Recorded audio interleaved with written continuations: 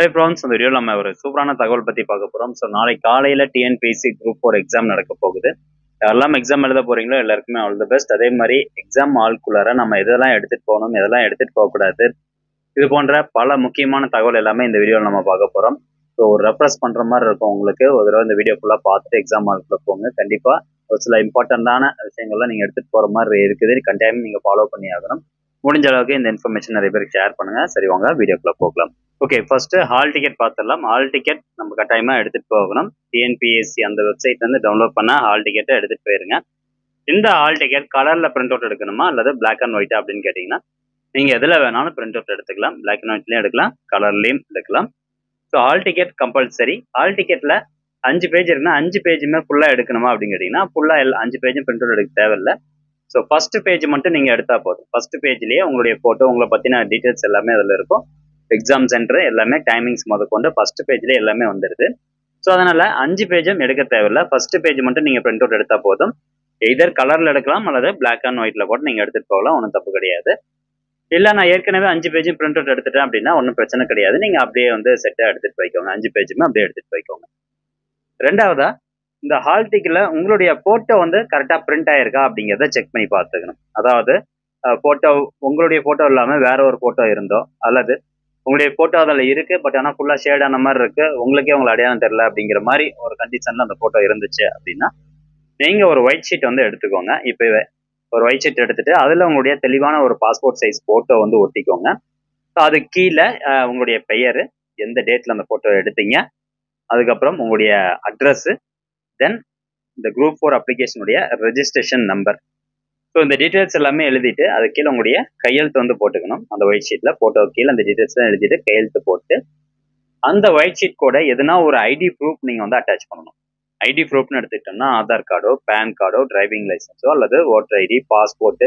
So இந்த மாதிரி government identity card இருக்கு பார்த்தீங்களா. ஸோ அதில் எதுனா ஒரு ப்ரூஃபை நீங்க ஜெராக்ஸ் எடுத்து அந்த ஒயிட் ஷீட்ல போட்டோ ஒட்டியிருப்பீங்க, அது கூட சேர்த்து அட்டாச் பண்ணி அந்த எக்ஸாம் ஹாலுக்குள்ள நீங்க போகும்போது எடுத்துட்டு போயிடணும்.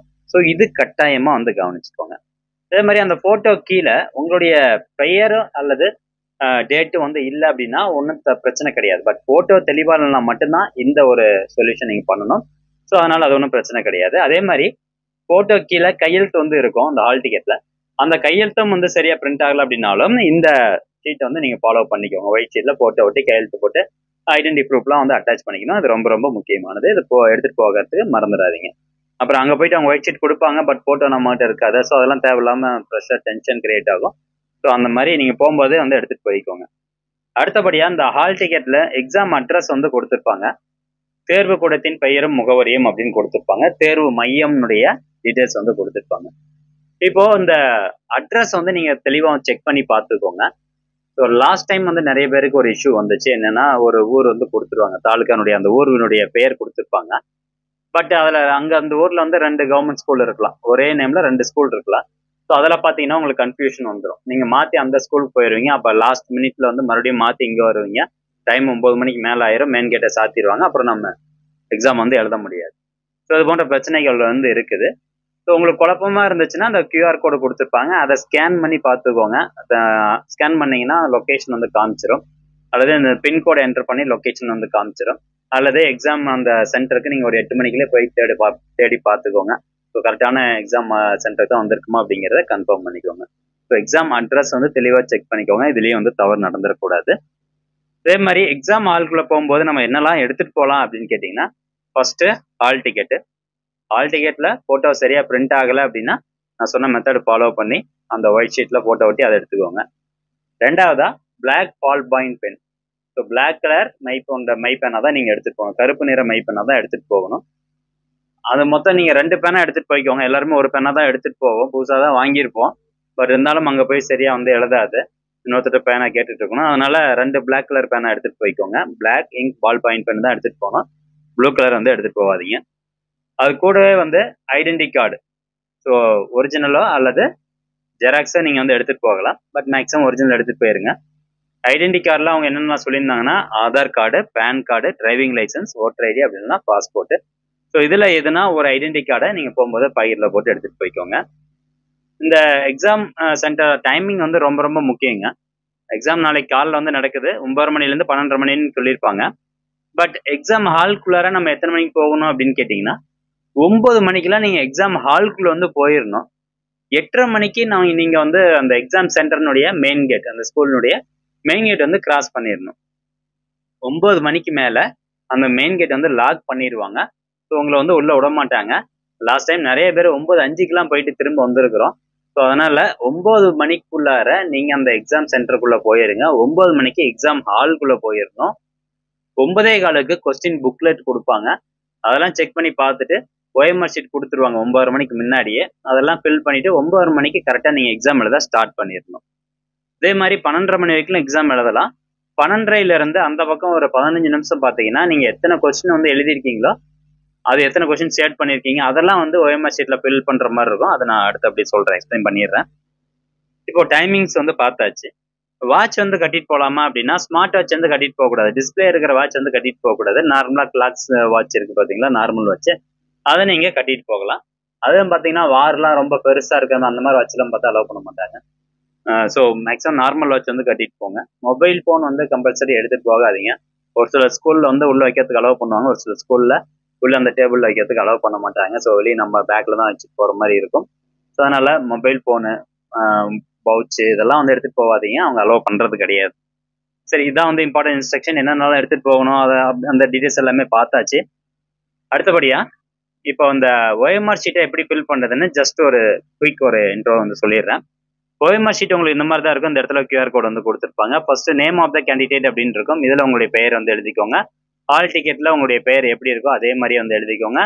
ரெஜிஸ்டர் நம்பர் வந்து எழுதிக்கோங்க. இந்த ரெஜிஸ்டர் நம்பர் அப்படிங்கிறது பதிவு எண் அப்படிங்கிறதா ரெஜிஸ்டர் நம்பர். இந்த நம்பர் அப்படி கரெக்டாக எழுதிக்கணும்.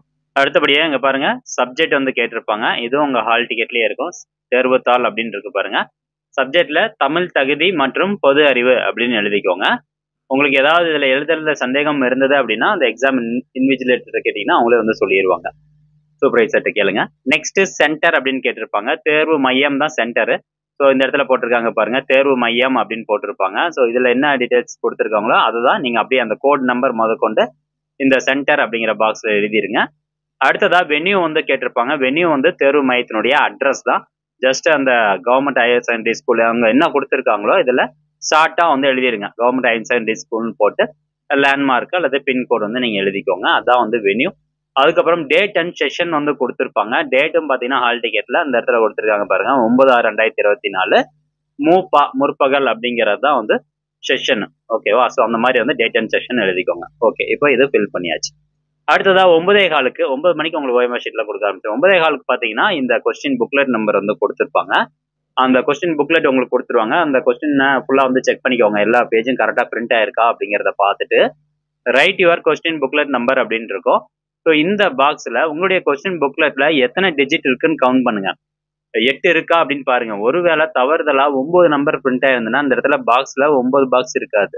ஸோ அப்போ நீங்க என்ன பண்ணணும்னா அந்த தேர்வு இந்த ஹாலில் இருக்க சூப்பர்வைசர்கிட்ட கொண்டு போய் கொடுக்கணும். இந்த மாதிரி 9 நம்பர் இருக்கு, ஆனால் 8 பாக்ஸ் தான் இங்கே இருக்கு அப்படின்னு சொல்லி கொடுங்க. அவங்க வந்து உங்களுக்கு வேற ஒரு சஜஷன் கொடுப்பாங்க. ஸோ நம்பர் வந்து செக் பண்ணி பார்த்துக்கோங்க. 8 நம்பரையும் கரெக்டாக அந்த இடத்துல எழுதிட்டு கரெக்டாக கீழே வந்து ஷேட் பண்ணிக்கோங்க. பிளாக் கலர் இங்க் பால் பெயிண்டில் தான் வந்து ஷேட் பண்ணணும். ஓகே, இப்போ கொஸ்டின் புக்லெட் நம்பர் எழுதியாச்சு. அடுத்ததா செக்ஷன் 5 வந்து கொடுத்துருக்காங்க பாருங்க, ப்ரெசன்ட் ஆப்சென்ட். அதே மாதிரி ரைட் சைட்லயும் செக்ஷன் 5ல ப்ரெசன்ட் ஆப்சென்ட் அப்படின்னு கொடுத்துருப்பாங்க. ஸோ இதுல யாரு ஃபில் பண்ணணும் அப்படின்னா அந்த எக்ஸாம் ஹால் சூப்பர்வைசர் யாரோ அவர் தான் வந்து ஃபில் பண்ணுவார். ஸோ அவர் தான் வந்து நீங்க ப்ரெசென்ட்டா இல்லையா அப்படிங்கிறத பீல வந்து ஷேட் பண்ணுவார். ப்ரெசென்ட்னா பீல ஷேட் பண்ணுவார், ஆப்சென்ட்னா ஏல வந்து ஷேட் பண்ணிடுவார். ஓகே, அடுத்ததா இந்த இடத்துல பாருங்க உங்களுக்கு வந்து ABCDE அப்படின்னு கொடுத்துருப்பாங்க. இது எப்போ நீங்கள் ஃபில் பண்ணணும் அப்படின்னா ஃபர்ஸ்ட்டு 9:30 to 12:30 வரைக்கும் உங்களுக்கு எக்ஸாமு. ஸோ மொத்தம் 200 கொஸ்டின் இருக்கும். 200 கொஸ்டினுக்கும் கரெக்டான ஆன்சர் நீங்கள் எது நினைக்கிறீங்களோ அதை வந்து ஒவ்வொரு கொஸ்டின் நேராக வந்து ஷேட் பண்ணிட்டே வரணும். எல்லா கொஸ்டினும் வந்து ஷேட் பண்ணியிருக்கணும், எதையும் வந்து ஷேட் பண்ணாமல் இருக்கக்கூடாது. எல்லா ஆப்ஷனும் வந்து ஷேட் இருக்கக்கூடாது, எல்லா கொஸ்டினும் ஷேட் பண்ணியிருக்கணும். இப்போ உங்களுக்கு ஆன்சர் தெரியல அப்படின்னா இ ஆப்ஷனில் ஷேட் பண்ணணும். ஸோ நம்மளுக்கு ஆன்சர் தெரியலங்கிறத ஷேட் பண்ணணும், நெகட்டிவ் மார்க் கிடையாது. ஸோ அதனால ABCD இந்த 4 ஆப்ஷனில் எதனா ஒரு ஆப்ஷன் வந்து ஷேட் பண்ணி விட்டுருங்க. 200க்கு 200மே வந்து கட்டாயம் ஷேட் பண்ணியிருக்கணும். ஸோ ஷேட் பண்ணி முடிச்சதுக்கு அப்புறமா கீழே பாருங்க இந்த 67 கொஸ்டின் இருக்கு பார்த்தீங்களா, 1லேருந்து 67 வரைக்கும் ஏல எத்தனை ஆப்ஷன் ஷேட் பண்ணியிருக்கீங்க அப்படிங்கிறத இந்த பாக்ஸ் வந்து எழுதணும். இதுல வந்து சிங்கிள் டிஜிட் தான் எழுதணுமா டபுள் டிஜிட் எழுதணுமா அப்படின்னு எத்தனை டிஜிட் வேணா எழுதிக்கலாம். இப்போ நீங்க 67மே ஷேட் பண்ணிருக்கீங்க ஏ ஆப்ஷனே அப்படின்னா 67ன்னு எழுதணும். பி ஆப்ஷன்ல என்ன பண்ணணும் 0 0 0 0ன்னு போட்டுக்கணும். அந்த மாதிரி இப்போ ஏல வந்து 20, பில 20, சில 20, மொத்தம் 60 ஆச்சு. டில வந்து 7 ஷேட் பண்ணிக்கிங்கன்னா 20 20 20 7, இந்த இடத்துல இ ஆப்ஷன்ல 0 அப்படின்னு போட்டுக்கணும். ஸோ அந்த மாதிரி இந்த எல்லா பாக்ஸுமே நீங்க வந்து ஃபில் பண்ணிடணும். ஃபில் பண்ணி முடிச்சதுக்கு அப்புறமா இதுல பாருங்க ஏல எத்தனை ஆன்சர் பண்ணியிருக்கீங்க அப்படின்னு கேட்டிருப்பாங்க. இப்போ ஏ ஆப்ஷன்ல மொத்தமா வந்து டோட்டல் பண்ணி பாருங்க. இப்போ இந்த பேஜ்ல ஒரு 20, இந்த பேஜ்ல ஒரு 20, அடுத்து இதுல ஒரு 20, மொத்தமா 60 கொஸ்டின் நீங்க ஏல ஷேட் பண்ணிருக்கீங்க அப்படின்னா ஃபர்ஸ்ட் 0 போட்டுக்கணும். ஃபர்ஸ்ட் இந்த பாக்ஸ்ல ஏல 0 போட்டுட்டு 6, அதுக்கப்புறம் 0 அப்படின்னு இந்த இடத்துல எழுதிக்கணும். எழுதிட்டு அதுக்கேற்ற நம்பரை கீழே வந்து ஷேட் பண்ணணும். அதே மாதிரிதான் பி சி டி இ இதெல்லாம் வந்து ஷேட் பண்ணிக்கோங்க. இதுக்குன்னு தனியா டைமிங் கொடுப்பாங்க. 12:30ல இருந்து 12:45 வரைக்கும் உங்களுக்கு டைம் கொடுப்பாங்க. ஸோ அந்த டைம்ல நீங்க கரெக்டா ஷேட் பண்ணிக்கோங்க. அடுத்ததா இந்த பாக்ஸ் வந்து யார் ஃபில் பண்ணுவாங்க அப்படின்னா அந்த எக்ஸாம் சூப்பர்வைசர் தான் ஃபில் பண்ணணும். ஸோ அவங்க வந்து இந்த செக்ஷன் 4 அதுக்கப்புறம் செக்ஷன் 5, ஸோ இது ரெண்டு அவங்க தான் வந்து ஃபில் பண்ணணும். நம்ம ஃபில் பண்ண தேவையில்ல. அவங்க ஒரு தடவை கிராஸ் செக் பண்ணுவாங்க. கிராஸ் செக் பண்ணிட்டு இந்த ஏல நீங்க எத்தனை ஆன்சர் பண்ணிருக்கீங்க 60 அப்படின்னா 0 போட்டு 6 போட்டு 0 அப்படின்னு போட்டுருவாங்க. அதே மாதிரி பில வந்து 80 கொஸ்டின் எழுதிருக்கீங்க ஆன்சர் பண்ணிருக்கீங்கன்னா 0 8 0 அப்படின்னு போட்டுருவாங்க. ஸோ அந்த மாதிரி நீங்க எந்தெந்த ஆப்ஷனுக்கு எத்தனை பண்ணிருக்கீங்க அப்படிங்கிறத கவுண்ட் பண்ணி அவங்க இந்த இடத்துல போட்டு அவங்களுடைய சிக்னேச்சர் வந்து இந்த இடத்துல போட்டுருவாங்க. கண்காணிப்பாளருடைய சிக்னேச்சர் அந்த பாக்ஸ்ல இருக்கும். உங்களுடைய சிக்னேச்சரை இந்த தேர்வுகளின் கையொப்பம் அப்படிங்கிற இந்த பாக்ஸ்ல வந்து போட சொல்லுவாங்க. ஹால் டிக்கெட்ல எக்ஸாம் இது சிக்னேச்சர் எப்படி இருக்கோ அதே மாதிரியே வந்து போட்டுருவாங்க. அடுத்தபடியா எக்ஸாம் முடிஞ்சதுக்கு அப்புறமா உங்களுடைய இடதுகை பெருவிரல் ரேகை வந்து இந்த ரவுண்டுக்குள்ள வைக்க சொல்லுவாங்க. அது எக்ஸாம் முடிஞ்சதுக்கு அப்புறம் வைக்க சொல்லுவாங்க. அது மறக்காம வச்சிருங்க. தென் நெக்ஸ்ட் இந்த இடத்துல பாத்தீங்கன்னா கண்காணிப்பாளர் கையொப்பம் இங்க இருக்கும். சிக்னேச்சர் ஆஃப் த இன்விஜிலேட்டர் தேர்வு முடிந்ததுக்கு அப்புறமா இது எல்லாமே ஓஎம்ஆர் ஷீட்லாம் செக் பண்ணிட்டு அப்படிங்கிறத அவர் வெரிஃபை பண்ணி பார்த்துட்டு அவருடைய சிக்னேச்சர் வந்து இந்த இடத்துல போடுவாங்க. ஸோ நீங்க இந்த இடத்துல ஒரு சிக்னேச்சர், இங்க ஒரு ஃபிங்கர் பிரிண்ட் வைக்கணும். அதுக்கப்புறம் கீழே அப்படியே இந்த ஓஎம்ஆர் ஷீட் அப்படியே பின்னாடி திருப்பினீங்க அப்படின்னா இந்த இடத்துல வந்து ஒரு கையெழுத்து போடுற மாதிரி இருக்கும். ஸோ மொத்தமா 2 கையெழுத்து உங்களோடது, கைவிரல் ரேகை உங்களோடது இருக்கணும். அதே மாதிரி ஓஎம்ஆர் ஷீட்ல அந்த கண்காணிப்பாளருடைய கையெழுத்து 2 இருக்கணும். அதையும் வந்து செக் பண்ணிக்கோங்க. ஸோ அவங்க போட்டுக்குவாங்க அப்படின்னு மறந்து விட்டுறாதீங்க. அதெல்லாம் இல்லை அப்படின்னா நெகட்டிவ் மார்க் இருக்குது. ஸோ ஓஎம்ஆர் ஷீட் இப்படி தான் நீங்கள் வந்து ஃபில் பண்ணணும். ஸோ எல்லா இன்ஸ்ட்ரக்ஷனும் வந்து தெளிவாக சொல்லிட்டோம் அப்படின்னு நினைக்கிறேன். எல்லாருக்கும் ஆல் த பெஸ்ட். இந்த இன்ஃபர்மேஷன் முடிஞ்ச நிறைய பேருக்கு ஷேர் பண்ணி விடுங்க. மீண்டும் அடுத்த ஒரு நல்ல பதிவில் சந்திக்கலாம். நன்றி, வணக்கம்.